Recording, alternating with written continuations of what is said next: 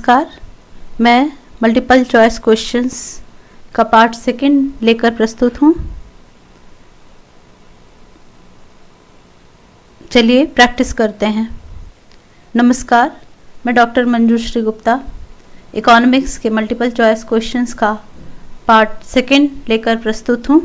चलिए प्रैक्टिस करते हैं। 25th क्वेश्चंस तक पार्ट 1 में मैंने कवर किया था। अब 26वें प्रश्न से शुरू करते हैं।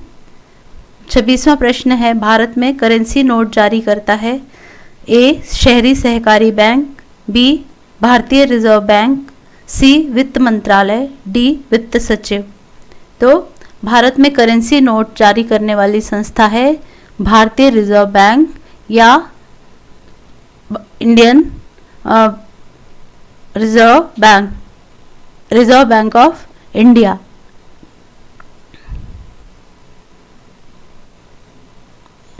नमस्कार, मैं इकोनॉमिक्स के मल्टीपल चॉइस क्वेश्चंस नमस्कार, मैं डॉक्टर मंजूश्री गुप्ता इकोनॉमिक्स के मल्टीपल चॉइस क्वेश्चंस का पार्ट सेकंड लेकर हाजिर हूँ।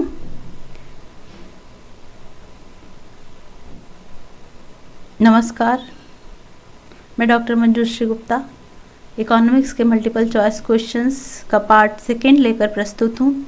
इसके पहले हमने 25 प्रश्नों का अभ्यास पार्ट 1 में किया था। चलिए 26वें प्रश्न से शुरू करते हैं। 26वां प्रश्न है, भारत में करेंसी नोट जारी करता है शहरी सहकारी बैंक, बी. भारतीय रिजर्व बैंक, सी. वित्त मंत्रालय और डी. वित्त सचिव। तो भारत में करेंसी नोट जारी करने वाली संस्था है बी. भारतीय रिजर्व बैंक या रिजर्व बैंक ऑफ इंडिया या आरबीआई। 27वां प्रश्न, सरकार द्वारा पुरानी मुद्रा को समाप्त कर नई मुद्रा चलाना कहलाता है ए. विमुद्रीकरण, बी. अवमूल्यन, सी. मुद्रा संकुचन, डी. ये सभी। तो इसका आंसर है ए. विमुद्रीकरण या डीमोनेटाइजेशन। सरकार द्वारा पुरानी मुद्रा को समाप्त कर नई मुद्रा चलाना कहलाता है डीमोनेटाइजेशन या विमुद्रीकरण। भारत में रेपो रेट कौन तय करता है? ए. भारत सरकार, बी. वित्त मंत्रालय, सी. भारतीय रिजर्व बैंक या डी. इनमें से कोई नहीं। तो रेपो रेट तय करने वाली संस्था है भारतीय रिजर्व बैंक या रिजर्व बैंक ऑफ इंडिया। 29वां प्रश्न, प्रति व्यक्ति आय निकालने के लिए राष्ट्रीय आय को भाग दिया जाता है ए. देश के क्षेत्रफल से, बी. देश की कुल जनसंख्या से, सी. प्रयुक्त पूंजी के परिमाण से या इनमें से कोई नहीं। तो गणित का यह बहुत सरल सा प्रश्न है। कुल राष्ट्रीय आय को देश की कुल जनसंख्या से भाग दिया जाएगा तो प्रति व्यक्ति आय प्राप्त हो जाएगी।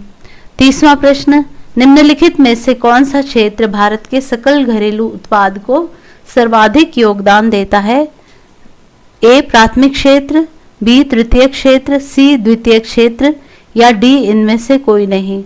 तो सकल घरेलू उत्पाद को सर्वाधिक योगदान देने वाला क्षेत्र है तृतीय क्षेत्र, टर्शरी सेक्टर, जिसको सर्विस सेक्टर भी कहा जाता है। यह इस समय भारत के जीडीपी में सर्वाधिक कंट्रीब्यूट कर रहा है। 31st क्वेश्चन, पूंजीवादी अर्थव्यवस्था की मुख्य विशेषता है एकाधिकार की अनुपस्थिति, प्राथमिक उद्योगों में बड़े पैमाने पर उत्पादन, सी. पूर्ण रोजगार और उत्पादन के साधनों का निजी स्वामित्व। तो इसका जो उत्तर है वह है डी. उत्पादन के साधनों का निजी स्वामित्व। 32 क्वेश्चन नंबर 32, निम्नलिखित में से कौन सा कर प्रत्यक्ष कर नहीं है? ए. बिक्री कर, बी. स्टेट ड्यूटी, सी. उपहार कर और डी. स्वास्थ्य कर। तो सेल्स टैक्स या बिक्री कर प्रत्यक्ष कर नहीं है बल्कि यह इनडायरेक्ट या अप्रत्यक्ष कर है। इसका आंसर है ए. बिक्री कर प्रत्यक्ष कर नहीं है।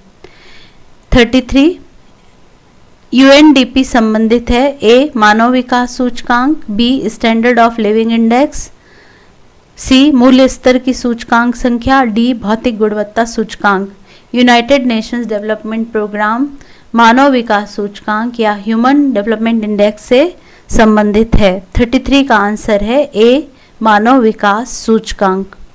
34 राजकोषीय नीति से तात्पर्य है? ए, विदेश से सरकारी उधार, बी, राज्यों के साथ केंद्र सरकार द्वारा अपने राजस्व को साझा करना, सी, आरबीआई द्वारा प्रतिभूतियों की बिक्री और खरीद, और डी, सरकारी कर, व्यय और उधार। फिस्कल पॉलिसी के अंतर्गत जो सरकारी कर, व्यय और उधार आते हैं, तो इसका आंसर है डी, सरकारी कर, व्यय और उधार राजकोषीय नीति के अंतर्गत आते हैं। 35वां प्रश्न, भारत में प्रच्छन्न बेरोजगारी सामान्यतः दिखाई देती है? प्रच्छन्न बेरोजगारी या अदृश्य बेरोजगारी या डिस्गाइज्ड अनएम्प्लॉयमेंट सामान्यतः कहाँ दिखाई देती है? ए, सेवा क्षेत्र में, बी, कृषि क्षेत्र में, सी, फैक्ट्री क्षेत्र में, और डी, ये सभी। तो प्रच्छन्न बेरोजगारी कृषि क्षेत्र में दिखाई देती है, जहाँ पर जो उस संख्या से ज़्यादा लोग लगे हुए होते हैं जितने की ज़रूरत होती है, तो उनका प्रोडक्शन में डायरेक्ट कंट्रीब्यूशन कुछ भी नहीं होता है, तो वो डिस्गाइज्ड अनएम्प्लॉयमेंट इस स्थिति को कहते हैं, या प्रच्छन्न बेरोजगारी या अदृश्य बेरोजगारी कहते हैं। 36वां प्रश्न, बंद अर्थव्यवस्था से आप क्या समझते हैं? आयात बंद, निर्यात बंद, नियंत्रित पूंजी या आयात निर्यात दोनों बंद। तो क्लोज्ड इकोनॉमी या बंद अर्थव्यवस्था में फॉरेन ट्रेड पूरी तरह से बंद कर दिया जाता है, तो आयात और निर्यात दोनों ही बंद हो जाते हैं। 37वां, श्रम की मांग है समग्र मांग, प्रतिस्पर्धी मांग, व्युत्पन्न मांग या संयुक्त मांग। तो श्रम की मांग डिराइव्ड डिमांड होती है, व्युत्पन्न मांग होती है, क्योंकि प्रोडक्ट की डिमांड होने पर श्रम की मांग की जाती है। जैसे आपने कोरोना पीरियड में देखा, जब फैक्ट्रीज में जो है लोगों की मांग होना बंद हो गई, तो श्रमिकों की छटनी करना शुरू कर दिया गया, तो यह एक व्युत्पन्न मांग होती है। 38वां, भारत में मुद्रास्फीति को निम्न में से किस सूचकांक संकेतक पर नापा जाता है?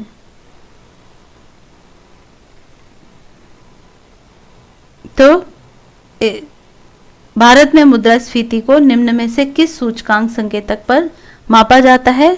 सकल घरेलू उत्पाद, थोक मूल्य सूचकांक, लिविंग इंडेक्स की लागत, या उपभोक्ता मूल्य सूचकांक या सीपीआई। तो इसका आंसर है भारत में मुद्रास्फीति को थोक मूल्य सूचकांक के आधार पर नापा जाता है। 39वां प्रश्न है, अर्थशास्त्र का जनक किसे माना जाता है? Who is father of economics? A, J K Mehta, B, Adam Smith, C, Marshall, या डी, पीगू। तो इसका उत्तर है B, Adam Smith. Adam Smith को अर्थशास्त्र का जनक माना जाता है। 40वां प्रश्न, an inquiry into the nature and causes of the wealth of nations किसकी रचना है? A, Robinson, B, Keynes, C, J K Mehta, D, Adam Smith. तो इसका उत्तर है Adam Smith. N inquiry into the nature and causes of the wealth of nations 1776 में Adam Smith ने लिखी। 41, अर्थशास्त्र वह विज्ञान है जो मानव व्यवहार का अध्ययन साध्यों और वैकल्पिक उपयोग वाले सीमित साधनों के बीच संबंध के रूप में करता है। यह कथन किसका है? A, Marshall, B, Pigou, C, Adam Smith, D, Robinson. तो यह दुर्लभता से संबंधित परिभाषा है, स्कार्सिटी डिफिनीशन, जो कि रॉबिन्सन ने बताई है। तो इसका उत्तर है डी, रॉबिन्सन। 42वां प्रश्न, अर्थशास्त्र की आवश्यकता विहीनता परिभाषा किसने दी? ए, रॉबिन्सन, बी, जेके मेहता, सी, कीन्स, डी, पीगू। तो इसका उत्तर है बी, जेके मेहता। यह भारतीय संकल्पना है, पश्चिमी संकल्पना, जिसमें कि आवश्यकताओं को अनंत माना जाता है। उसके विपरीत जेके मेहता ने आवश्यकताओं को सीमित करने की बात कही, तो आवश्यकता विहीनता परिभाषा प्रोफेसर जेके मेहता ने दी। 43rd क्वेश्चन, अर्थशास्त्र की कौन सी रीति सामान्य से विशिष्ट की ओर अध्ययन दर्शाती है? ए निगमन रीति, बी वैज्ञानिक रीति, सी आगमन रीति, डी उपर्युक्त सभी।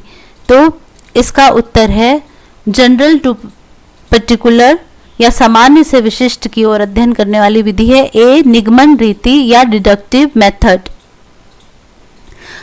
44वां प्रश्न, अर्थशास्त्र में किस रीति में तथ्य विशिष्ट से सामान्य की ओर अध्ययन किया जाता है? ए आगमन रीति, बी निगमन रीति, सी वैज्ञानिक रीति, डी कोई नहीं। इसका उत्तर है ए आगमन रीति या इंडक्टिव मेथड। इंडक्टिव मेथड में विशिष्ट से सामान्य की ओर अध्ययन किया जाता है। 45th question, the general theory of employment interest and money किसकी पुस्तक है? ए सैमुअल्सन, बी निकोलसन, सी पीगू, डी जे.एम. कीन्स। तो 1930 में जो मंदी के समय जे.एम. कीन्स ने general theory of employment interest and money की, जिससे मैक्रो इकोनॉमिक्स या समष्टि अर्थशास्त्र की शुरुआत हुई।